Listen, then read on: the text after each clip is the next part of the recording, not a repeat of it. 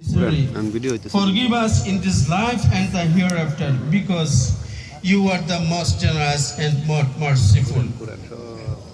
Muhtaram Hazirin,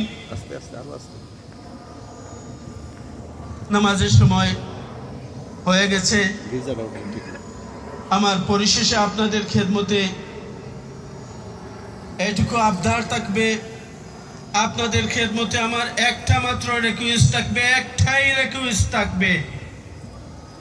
একদিন দুই দিন না, যদি এক মাস ওয়াজ করি তবে আপনাদের যেটা বোঝানো কঠিন হবে সেটা আপনার বাস্তবে দেখিয়েছেন, সেটা আপনাদের কাছ থেকে বাস্তব উদাহরণ পাওয়া গেছে। এই একটা মাস কি যে আপনারা ইবাদত বন্দেগীতে ছিলেন, আমি প্রাণ ভরে আপনাদের জন্য দোয়া করেছি। মসজিদ ভরপুর ছিল, সব সময় মসজিদ ভরপুর ছিল।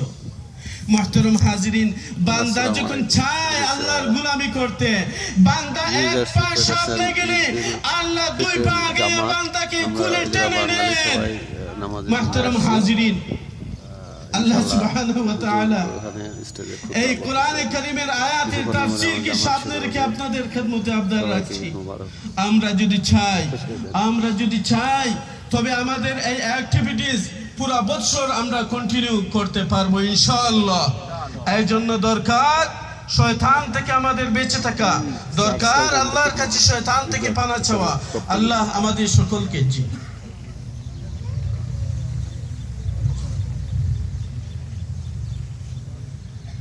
নামাজের জন্য মসজিদ কমিটির পক্ষ থেকে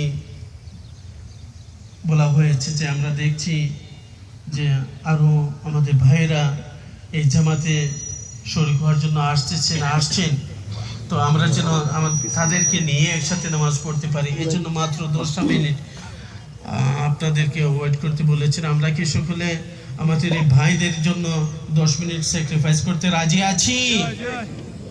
মাশাআল্লাহ, আজকের দিন তো স্যাক্রিফাইসের দিন।